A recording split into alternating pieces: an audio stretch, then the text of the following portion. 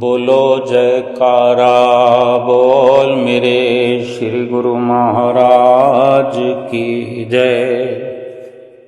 सभी गुरुमुख प्रेमियों से सप्रेम जय सच्चिदानंद।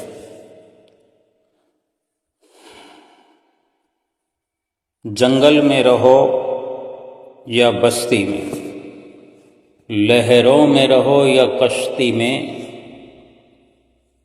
महंगी में रहो या सस्ती में, पर रहो सतगुरु की मस्ती में। क्योंकि जो डूबे हैं सतगुरु की मस्ती में, चार चांद लग जाते हैं उनकी हस्ती में। गुरुमुख प्रेमियों, ये बिल्कुल यथार्थ बात है। सतगुरु की मस्ती में ही सेवक हर वक्त रहे।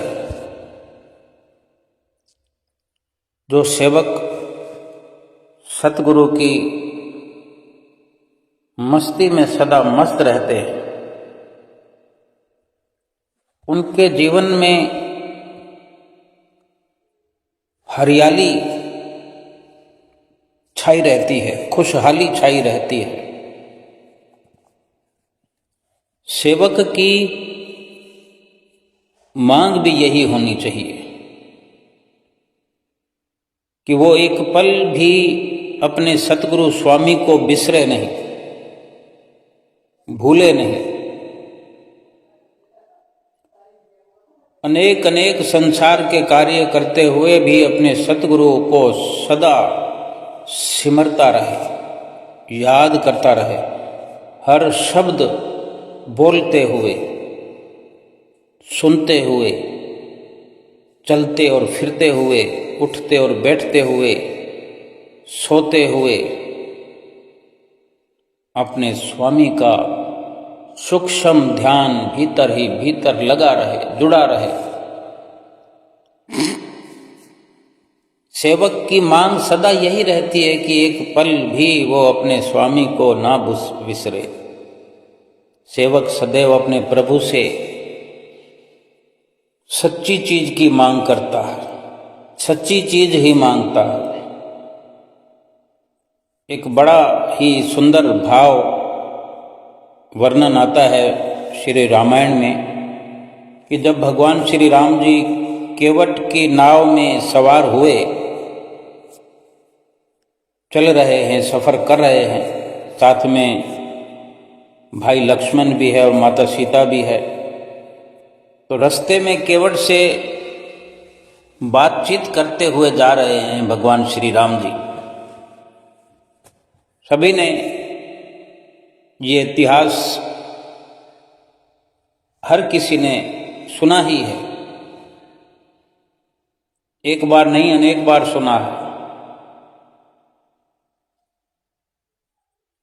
और जब इस तरह की वार्ता श्री रामायण जी से या भागवत गीता से भगवान श्री कृष्ण जी की वार्ता कब किस पड़ाव पर किससे होती हुई हम सुनते हैं तो दिल गदगद हो जाता है। ऐसा ध्यान जुड़ता है कि कई बार तो आंखों से अश्रुधारा बह उठती है कि वो कैसा अवसर रहा होगा, वो कैसी घड़ियां रही होंगी, कैसी वो समय की उन पलों की खुशियां रही होगी जिन्होंने अनुभव की हों। और ये सुनते सुनते हमें अपने सतगुरु की याद आ जाती है, क्योंकि हमारे जीवन में भी आज वर्तमान समय में, इस जन्म में, इस कलिकाल में हम सतगुरु के साथ बीते हुए पलों को याद करते रहते हैं। पंचम पातशाही गुरु महाराज जी के अनेक ऐसे सुंदर सुंदर लीलाओं के पल हमने उनकी हजूरी में बैठकर बिताए हैं। तो ये संवाद जो है, एक भाव यहाँ वर्णन किया गया है कि जब श्री रामचंद्र जी महाराज और केवट बातें करते हुए जा रहे हैं, तब केवट ने श्री राम जी से विनती करी कि प्रभु, मैं यहाँ पर रोज देखता हूँ, जहाँ यानी नदी में, पानी में, क्योंकि उसका काम नाव चलाना है, तो इस पार से उस पार से इस पार आना जाना लगा ही रहता है। उसकी तो रोजी रोटी यही है। तो जो वो देखता है, अनुभव करता है, उसका वर्णन सतगुरु अपने सामने बैठे हुए श्री राम जी के चरणों में निवेदन करता है। तो वो भी एक प्रकार से सेवक भाव है कि वो सेवक भाव की तरह ही विनीत स्वर में कह रहा है कि प्रभु, मैं यहाँ पर रोज देखता हूँ कि अनेक अनेक मछुआरे जो मछलियाँ पकड़ने वाले होते हैं, अनेक मछुआरे आकर यहाँ जाल फैलाते हैं और मछलियाँ उनमें फंस जाती हैं और वो अपनी जाल की गठरी बांध करके उन्हें लेकर चले जाते हैं। रोज अनेकों मछुआरे जब इस प्रकार मछलियां पकड़ कर जाते हैं, तो सोचो क्या हश्र होता है उन मछलियों का। मर जाती हैं बेचारी, बेची जाती है बाजार में, उनको काट कूट करके खाने वाले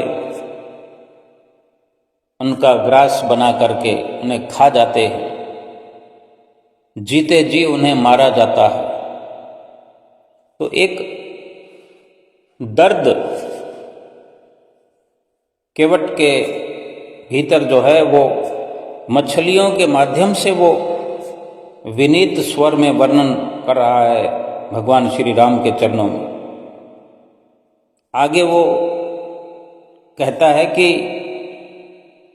जो मछलियां फंस जाती है वो तो मछुआरा ले जाता है, पानी से अलग हो जाती हैं, तड़फने लगती हैं, बड़ी दुर्दशा होती है उनकी मछलियों की। लेकिन जो मछलियां मछुआरे के चरणों की तरफ आ जाती हैं, चरणों की तरफ जिनका झुकाव हो जाता है, जो जाल से बच करके जिनका मुंह चरणों की तरफ होता है, वो जाल से बच जाती है, जाल में फिर वो नहीं आती। इसलिए है प्रभु, आज मैं भी आपके चरणों में आ गया हूँ। मैं भी अब माया के जाल में कैसे फंस सकता हूँ। कहते हैं परमात्मा की कृपा से जिनको विवेक प्राप्त हो जाता है, उन्हें पता होता है कि सही अवसर का फायदा कैसे उठाना है। अब परमात्मा की कृपा हो रही है, परमात्मा सामने बैठे हुए हैं। परमात्मा तो अनेकों जगह विचरण करते रहे। भगवान श्री राम तो 14 वर्ष के वनवास को भोगते हुए जाने कहाँ कहाँ गए, सबने तो लाभ नहीं उठाया। तो क्या परमात्मा की कृपा उन पर नहीं थी? परमात्मा ने जिन जिनको मनुष्य जीवन दिया, तो ये मनुष्य जीवन ही अपने आप में एक महान कृपा है परमात्मा की, कि इस मनुष्य जीवन में ऐसा लाभ उठाओ और मनुष्य जीवन को सफल बनाओ और 84 के चक्कर से छूट जाओ, माया के जाल से सदा सदा के लिए मुक्त हो जाओ, माया के जाल का डर ही न रहे। तो कृपा सब पर होती है, लेकिन लाभ कोई बिरला उठाता है। केवट ने भगवान के चरणों में विनय की कि प्रभु मैं गंगा जी के तट पर, आप भवसागर के तट पर, मैं गंगा जी का मांझी, आप भवसागर के मांझी। उसने विनती की, उसकी विनती करने का ये भाव कि एक मांझी किसी दूसरे मांझी से मजदूरी नहीं लेता। तब इस तरह वार्ता करते हुए मजदूरी देने लगे भगवान श्री राम। तब वो ये कहता है कि आप भवसागर के मांझी हैं, तो छोटी सी नदी का तो मैं भी मांझी हूँ, यहाँ से इधर से उधर ले जाकर पार उतारता हूँ। ये भी सीधी सी बात है कि आज मैं आपको नाव में बिठाकर मैं नदी पार करवा रहा हूँ। मैं भी माझी, आप भी माझी। आज मैंने आपको नदी पार करवाई, आप मुझे अपनी नौका में बिठा करके भवसागर पार करा देना, भवसागर से पार लगा देना। तो इस तरह भगवान ने उस पर अपनी कृपा बरसाई, आशीर्वाद दे दिया। अब उसका तो उद्धार उसी वक्त ही हो गया था। अब ये संवाद तो बहुत लंबा है, अनेकों बार हम वर्णन करते भी रहते हैं। भाव कहने का कि सेवक को पता है कि उसे भगवान से मांगना क्या है। सेवक को पता होना चाहिए कि भगवान से कौन सी वस्तु मांगनी है, कौन सी वस्तु सच्ची है, कौन सी झूठी है, हमें क्या चाहिए। हर कोई सच्ची वस्तु की मांग करता है। अब हम सोचें कि सच्ची वस्तु क्या है और हम कितना सच्ची वस्तु की मांग करते हैं। हमारे सतगुरु ने, परमहंसों ने हर वक्त हमें ये सबक सिखाया है। महापुरुष संसार में यही सबक सबको सिखाने के लिए ही अवतरित होते हैं कि जो घड़ियां मालिक की याद में बीतती है वही सच्ची कमाई है। यानी मालिक की याद ही सच्ची कमाई है, सच्ची वस्तु है। मालिक का नाम दुनिया में सत्य वस्तु है, सच्ची वस्तु है। बाकी संसार पूरे को झूठा करार दिया है कि नाम सत्य जग झूठ है, सुरत शब्द पहचान। फरमाते हैं कि जो घड़ियां मालिक की याद में न बीती वो कुफ्र की घड़ियां हैं, वो घड़ियां आजाब पैदा करती हैं। उन घड़ियों में तो तूफान लाने वाले कर्म हमसे होते हैं। एक ही काम होता है एक वक्त में, जैसे कि माया और भक्ति दो है। अगर भक्ति में हमारा ख्याल न लगा तो फिर माया में तो लगेगा ही लगेगा, और माया के असर से, माया के जाल से हमारा ख्याल छूट नहीं सकता। माया के प्रभाव से फिर हम बच नहीं सकते। और भक्ति में जब ख्याल लगा हुआ है, हमने जब अपने आप को भक्ति में लगाया हुआ है, तो माया की तरफ हमारा ख्याल नहीं जाएगा। माया से, माया के विचारों से, माया के असर से हम बेअसर होकर के रहेंगे। हमारे जीवन में खुशियां ही खुशियां बरसती रहेगी। माया कहो, मोह कहो, भव सागर कहो, क्यों ये बार बार जिक्र आता है कि भगवान मुझे पार उतारो। भगवान का नाम भवसागर से पार करा देता है। जो केवट भगवान श्री राम से कह रहा है कि मुझे आप भवसागर से पार करा देना। माया जाल का जिक्र हो रहा है। ये जो मोह और माया की नदी है, ये बड़ी विशाल है। ये जो समुद्र है, भव का सागर है, इसमें बड़े झकोले, बड़े गोते, उतार चढ़ाव, कोई बिना माझी के सागर से पार नहीं हो सकता। मोह नदी विकराल है, कोई न उतरे पार, सतगुरु के वट साथ ले, हंस होए जमनार। मोह सलिला धार में बह गए गहर गंभीर, सूक्ष्म मछली सूरत है, चढ़त है उल्टे नीर। मोह फंदे सब फांदिया, कोई न सके निवार, कोई साधु जन पार की, बिरला तत्व विचार। कि ये मोह का जो सागर है, मोह की जो नदी है, मोह माया की नदी इतनी भयंकर विकराल है, डरावनी है। इसमें बड़े बड़े मगरमच्छ हैं, बड़े बड़े जीव जंतु हैं जो मुंह फाड़े हुए बैठे हैं। कोई भी इससे पार उतर सके ये किसी की भी सामर्थ्य नहीं। यहाँ ये छोटी मोटी नदियाँ पार कर लेते हैं, समुद्र में भी हवाई जहाज में, ये पानी वाले जहाज में चढ़ करके हम मीलों सफ़र कर लेते हैं। लेकिन जो मोह का सागर है, माया का सागर है, ये दिखाई तो नहीं देता, लेकिन भीतर ही भीतर उछाले मारता है इस जीव के अंदर। यानी जिसके मोह और माया के विचार हैं,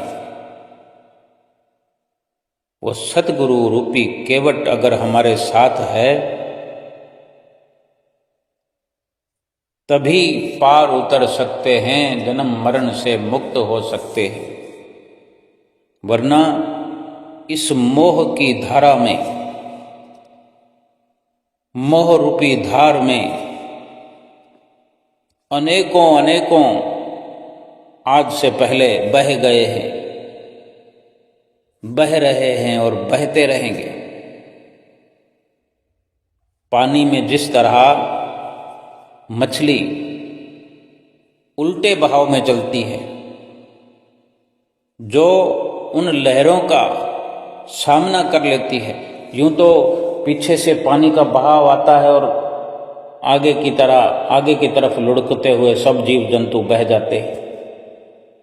जब तूफान आता है, जिस तरफ की हवा होती है, उस बड़े बड़े जहाज लुढ़क जाते हैं, बहे बहे बड़े बड़े जहाज पानी में डूब जाते हैं।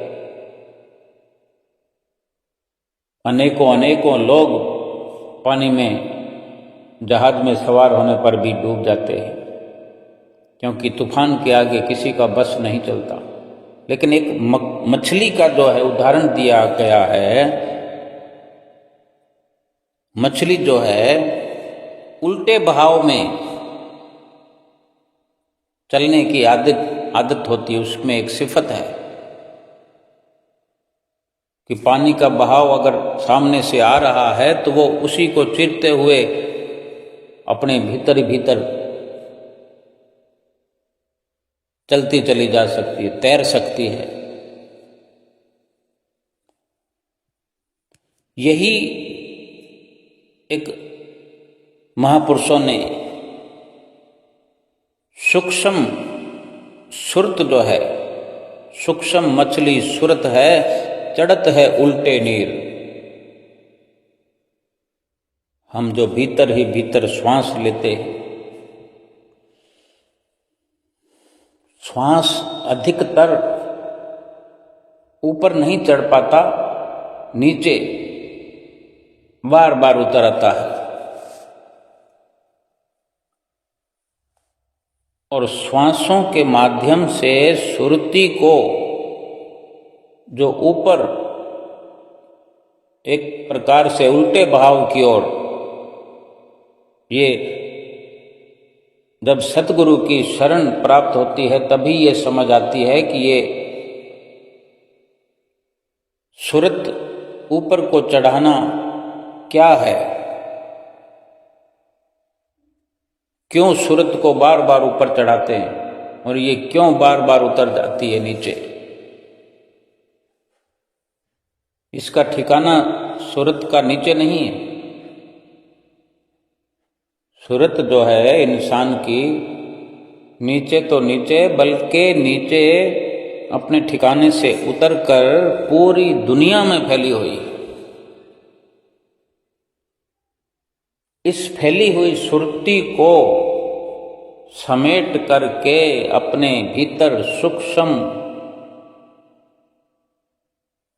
जो ये दिखने में नहीं आती है, श्वासों के साथ, शब्द के साथ, सुरती का शब्द से मेल करके श्वासों के सहयोग से श्वास श्वास करके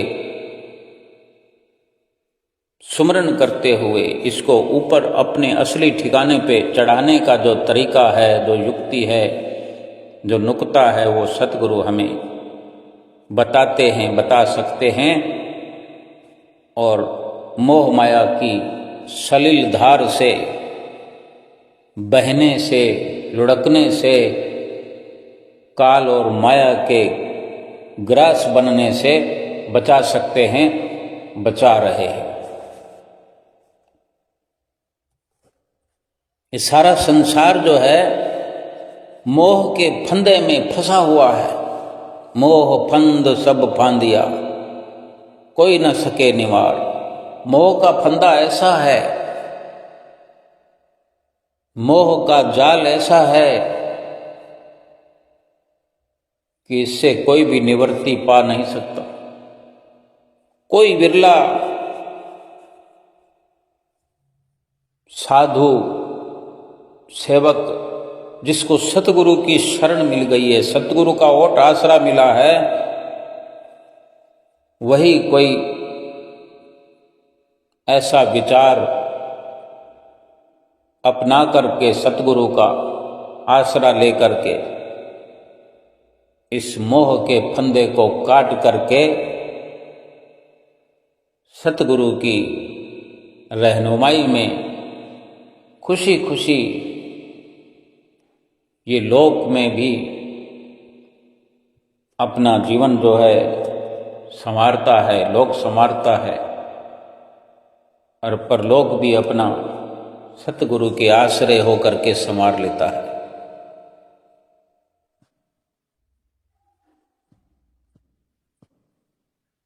पूरा जीवन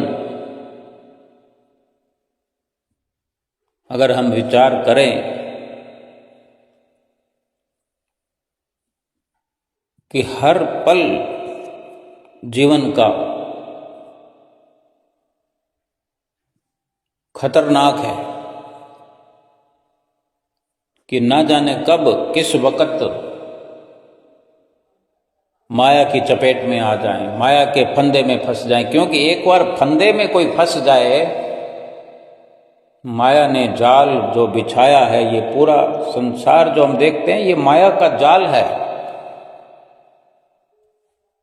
घर में देखो, बाहर देखो, अपनों में देखो, बिगानों में देखो, जो अपने बने हुए हैं वो भी एक माया का जाल है। बिन सतगुरु की प्रीत के जितना भी हम संसार से जहां भी प्रीत को लगाए हुए हैं, जोड़े हुए हैं, वो सब माया का जाल है। कोई भी ये न सोचे, कोई नहीं कह सकता कि ये मेरा अपना है।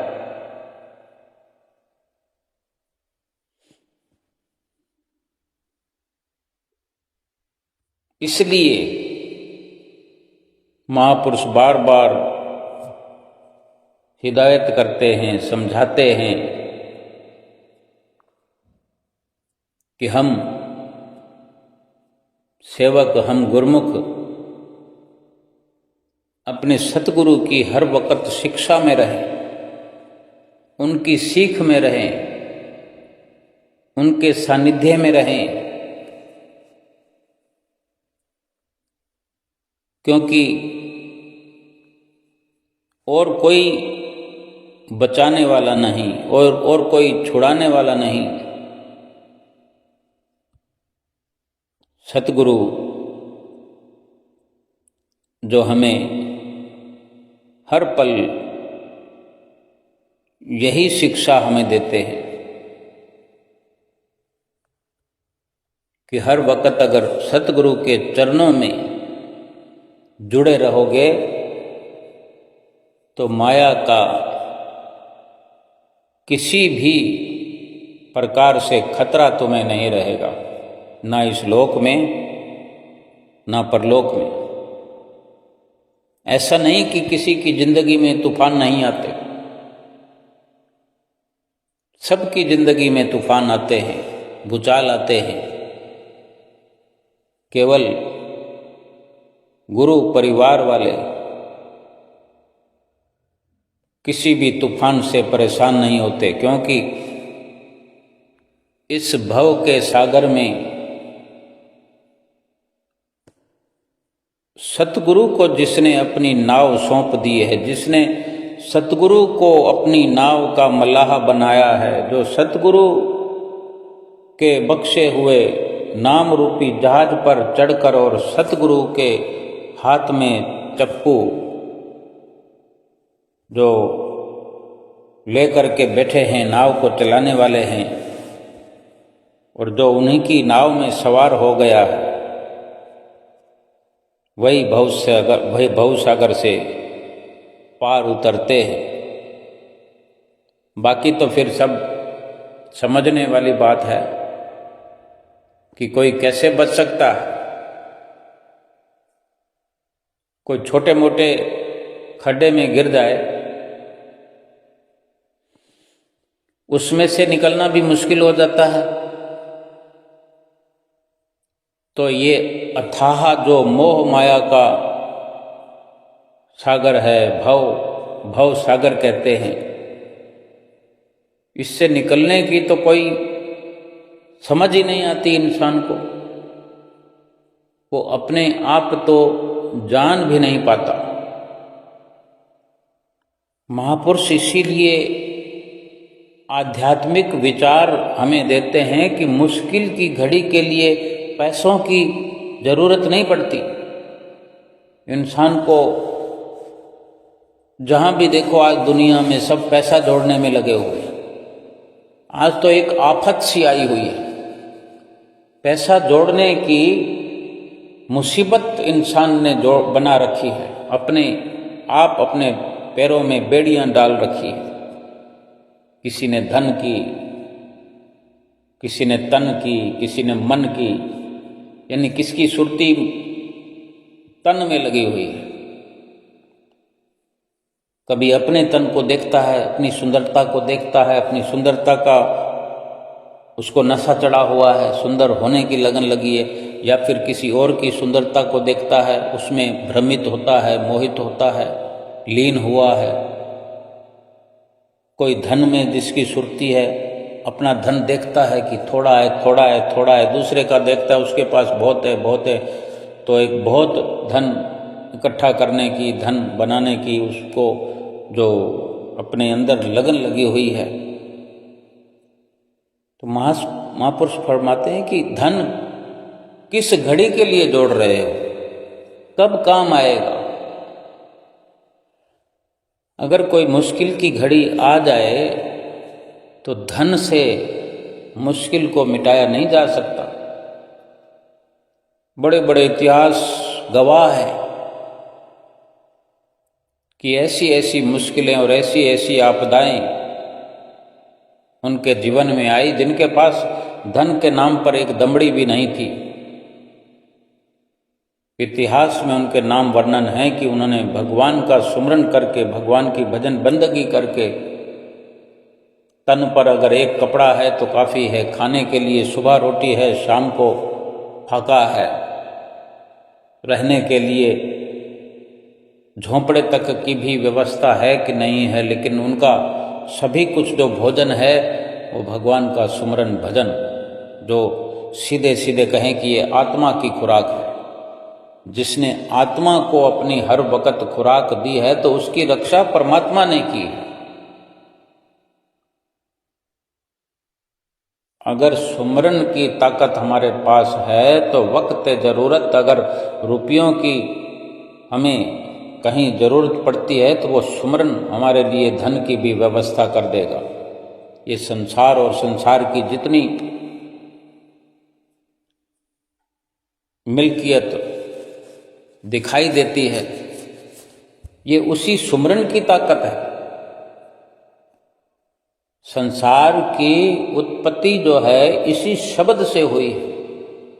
कहते ना ये भगवान ने बनाया है, तो भगवान शब्द ही है, भगवान नाम ही तो है। भगवान का नाम ये बनाए दुनिया को या भगवान बनाए, एक ही बात है। या फिर हम जिस भगवान के नाम को हम अगर अपना ओट आसरा बनाते हैं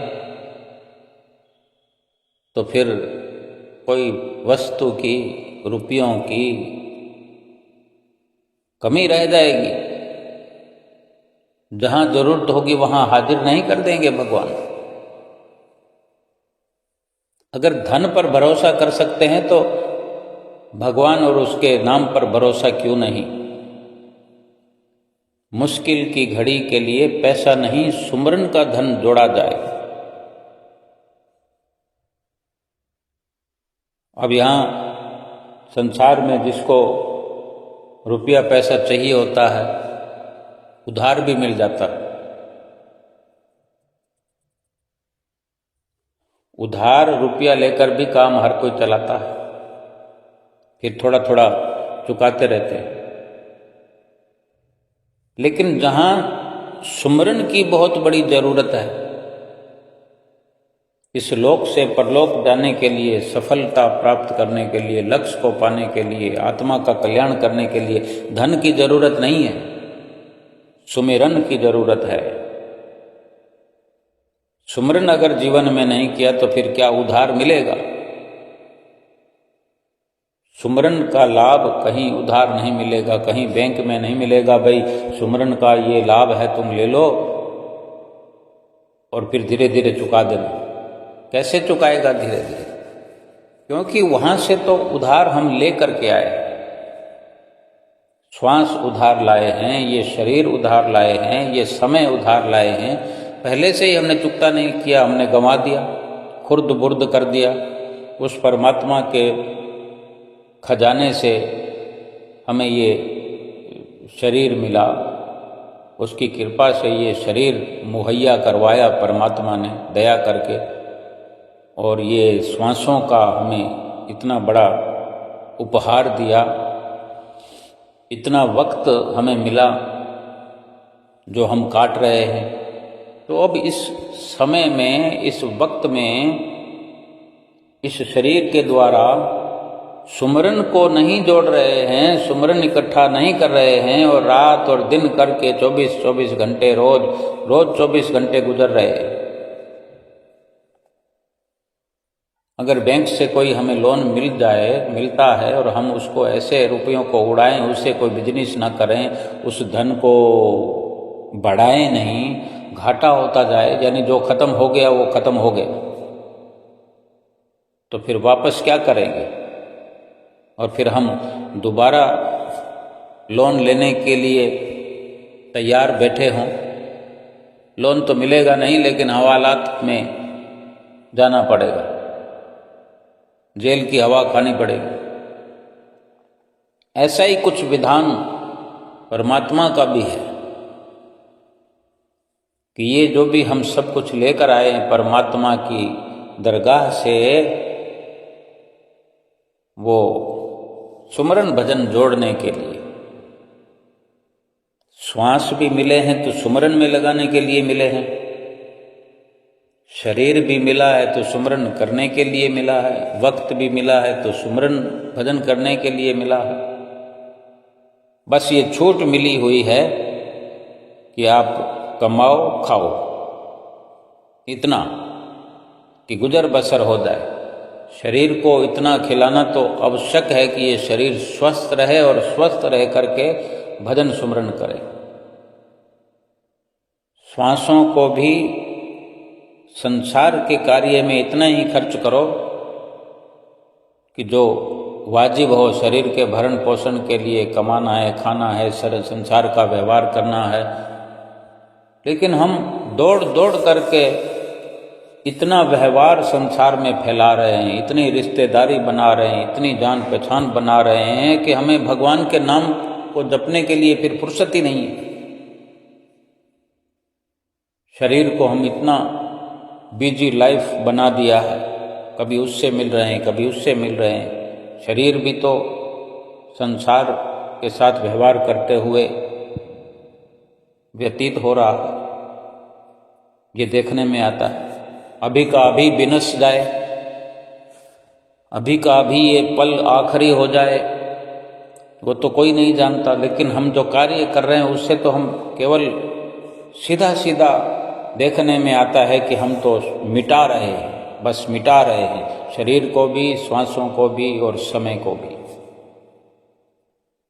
फिर हम क्या उम्मीद करते हैं कि और कोई वक्त मिलेगा? श्वासों को उतना ही शरीर के लेखे लगाएं। परिवार में हमारे चंद लोग होते हैं, मित्रों में भी चंद मित्र ही हम बना के रखें। लेन देन का व्यवहार है, दुकानदारी का है, रुपया पैसा कमाने का है, रिश्तेदारी बनाने का है। एक लिमिट अगर हम बना के रखते हैं, क्योंकि मूल रूप से हम ये समझने की कोशिश करें कि हमें ये ख्याल रहे कि हमारे जीवन का लक्ष्य क्या है, मकसद क्या है, कि हमें शरीर मिला, श्वास मिले, वक्त मिला, इसमें क्या करना? कमाई धंधा करें, काम धंधा करें, रुपया पैसा कमाएं कि अपना गुजारा हो जाए। अपने नित्य नियम भक्ति और परमार्थ भगवान का नाम, जब से हमने सतगुरु की शरण ली है, एक ही बात हमें बार बार सुननी होती है। सुनते हैं, समझते भी हैं, लेकिन फिर करते वही रहते हैं हम जो हमारा मन कहता है। मन कहता है और धन इकट्ठा करो, मन कहता है कि और रिश्तेदारी बढ़ाओ, मन कहता है बड़ा मकान बनाओ, मन कहता है अच्छे अच्छे कपड़े पहनो। और ये सब करने से इतना पसारा हम बढ़ाते चले जा रहे हैं, लेकिन एक दिन समेटना तो हम ही को पड़ेगा। इतना पसारा हम अगर फैला देंगे तो फिर समेट कैसे पाएंगे? अचानक से जाना पड़ेगा कभी ना कभी, और फिर क्या लेके जाएंगे साथ में? ये सब जो संसार में मिला हुआ है, ये एक हिसाब किताब का हमें दायरा मिला है, उसी को समेटने का प्रयास हर वक्त हमें करना चाहिए। बढ़ाने की जरूरत नहीं है, जो मिला है वो ही अपने आप में बढ़ चढ़ करके मिला है। अगर रिश्तेदारों में कुछ लिमिट के हमें मिल गए तो सोचें कि बढ़ाना है तो उसको फिर समेटना कैसे है। भाव कहने का यह है कि समेटने का भाव यह है कि सुरती उतनी ही फैले कि उसको सिमेट करके जब सुमरन में बैठना होता है जल्दी से जुड़ जाए सुमरन में।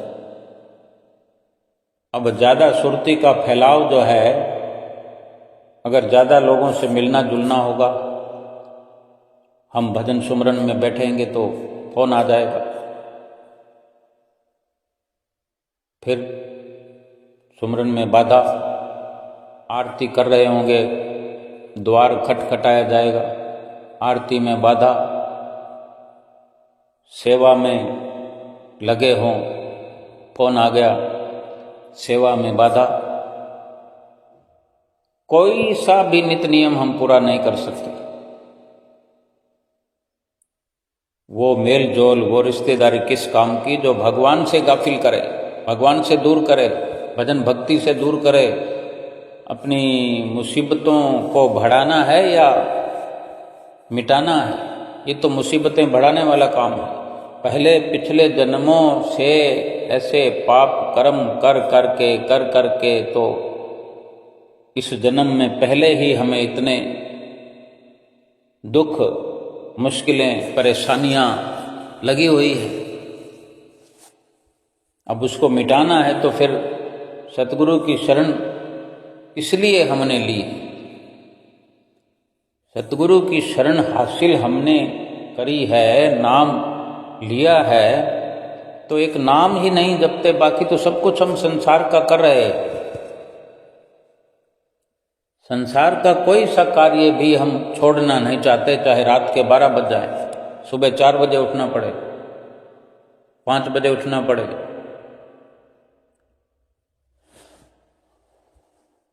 लेकिन भक्ति भजन के लिए सुबह उठना हो तो मैं रात को सोया था देर से, काम करते करते देर हो गई, मैं लैपटॉप पे लगा हुआ था, रात को मीटिंग थी, रात को ये था, कहीं शादी में गए थे, जाना पड़ता है, क्या करें, दुनियादारी है, निभाना पड़ता है। सारी दुनियादारी को निभाओ, एक भगवान के रिश्ते को मत निभाओ। जो मझधार में फंसे हुए को निकालने वाला भगवान का नाम है, उसको छोड़ दो। 84 लाख योनियों से बचाने वाला जो भगवान का नाम है, उसको छोड़ दो। बहाना बनाओ, कौन सुनेगा आगे? जब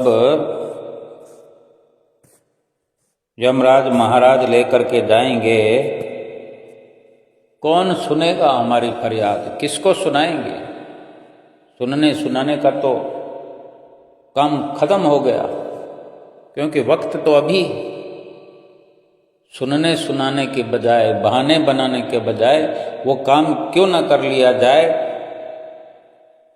जो हमें रात और दिन सतगुरु समझा रहे हैं। अब क्या पता कितने दिन की जिंदगी हमारी, कितने श्वास हमारे हैं, समझते भी हैं कि यही सब काम आने वाला है। प्रभु का नाम ही इस लोक में भी और परलोक में काम आने वाला है। लेकिन गफलत में पड़े, जानबूझकर अनजान बने हुए हैं। जैसे कोई जानबूझकर कुएं में गिरता है,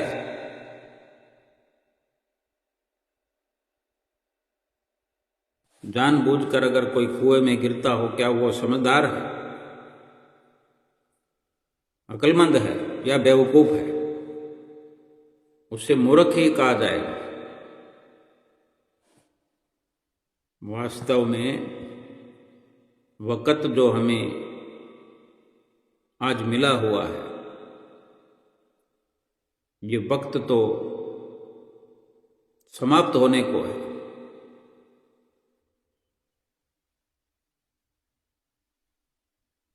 थोड़े समय में, ज़्यादा समय में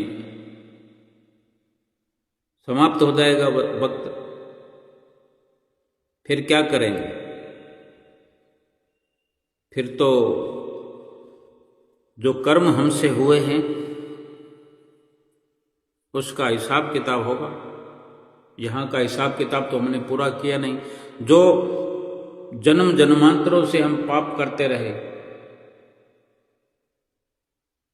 उनका हिसाब किताब यहाँ पूरा नहीं हो सकता अगर भजन सुमरन हम नहीं करते हैं तो।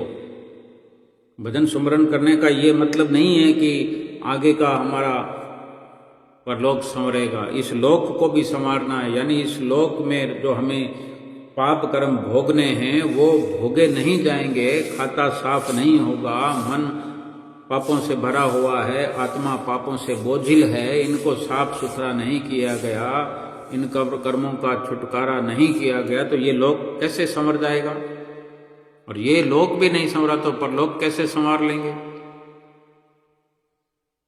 कहीं किसी बनिए से सामान लेते हैं, उधार खाता चलता है तो पहले पिछला खाता साफ करना पड़ता है, फिर आगे।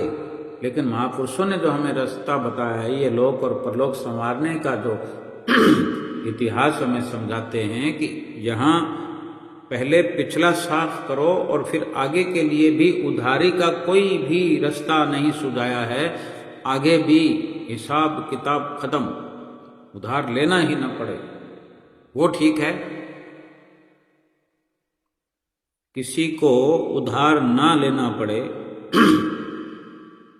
संसार में देखें कि मन अशांत क्यों रहता, सब कुछ उधार है, बाहरी तौर पर भी और अंदरूनी तौर पर भी।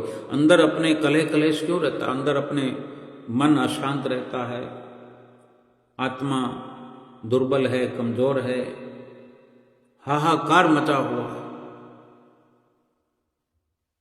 ये सारी व्यथा जो है अपने भीतर है, और फिर ऊपर से जो बाहर हाहाकार मचा हुआ है वो इसीलिए है कि भीतर का भीतर हमने श्वासों के द्वारा सुमरण पर जोर नहीं दिया। ये जो सुरती बाहर भटकती फिरती है, दूर दूर तक हमारी सुरती पहुंच जाती है, कहाँ कहाँ के समाचार ढूंढ लाती है। कोई फोन के द्वारा समाचार मिल जाता है, उसमें लगन लग जाती है। कोई दृश्य देखकर, समाचार पत्रों में देखकर, कोई टीवी के अंदर समाचार देखते हैं, कहाँ कहाँ के शहरों में, बाहर के देशों में क्या हो रहा है, सब के सब समाचार हम घर बैठे हुए देखते रहते हैं। लेकिन हमारे अंदर क्या हो रहा है वो हमें खबर नहीं है, उसकी खबर हम लेना चाहते नहीं, उसकी जरूरत हम महसूस नहीं करते।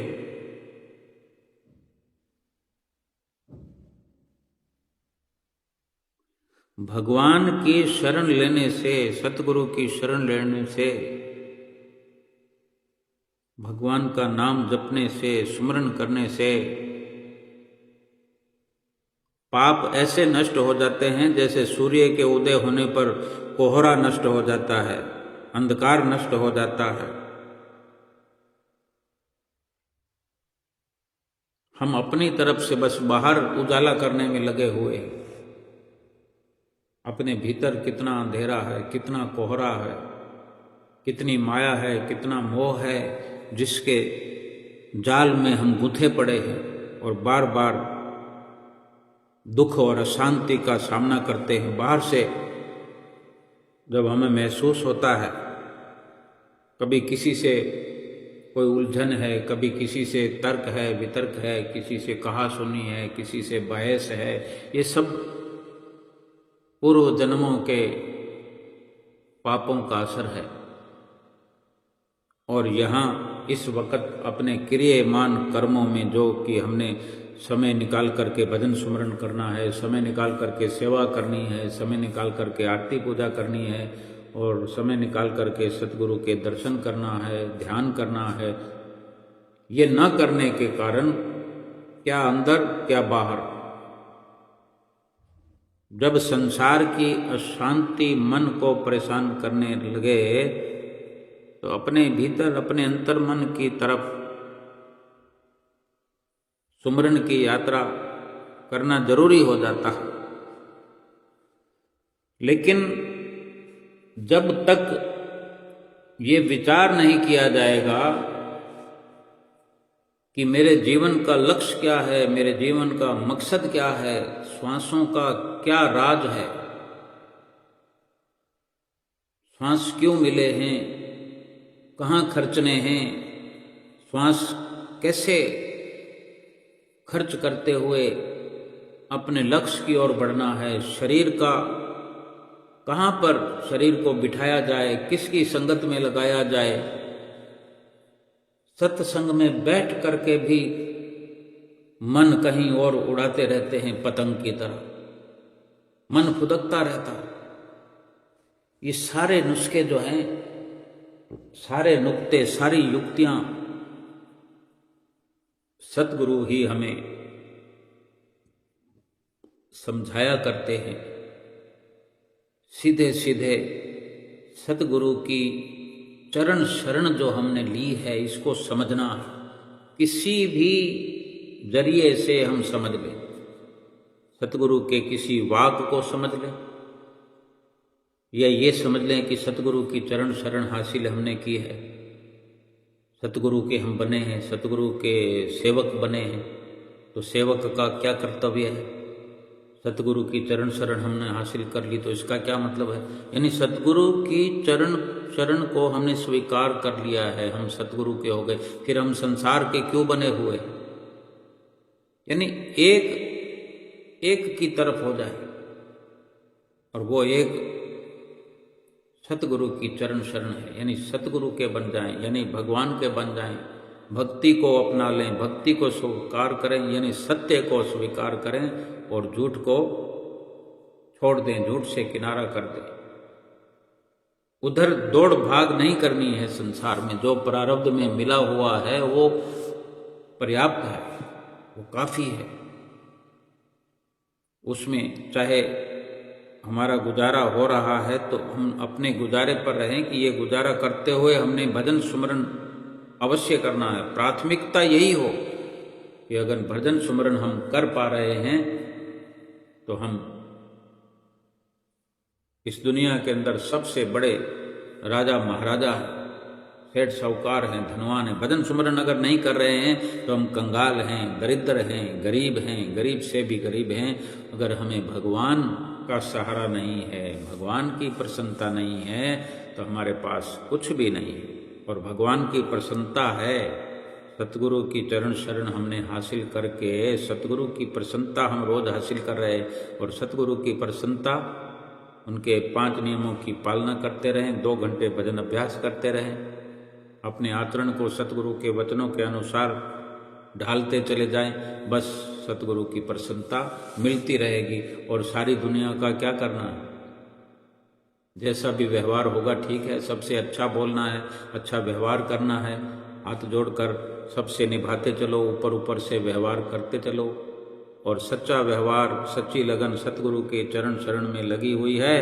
और सतगुरु हमारे इस लोक के भी और परलोक के जिम्मेदार हैं, हमारा लोक और परलोक सुहेला करने के लिए हर वक्त तैयार हैं। बोलो जयकारा, बोल मेरे श्री गुरु महाराज की जय।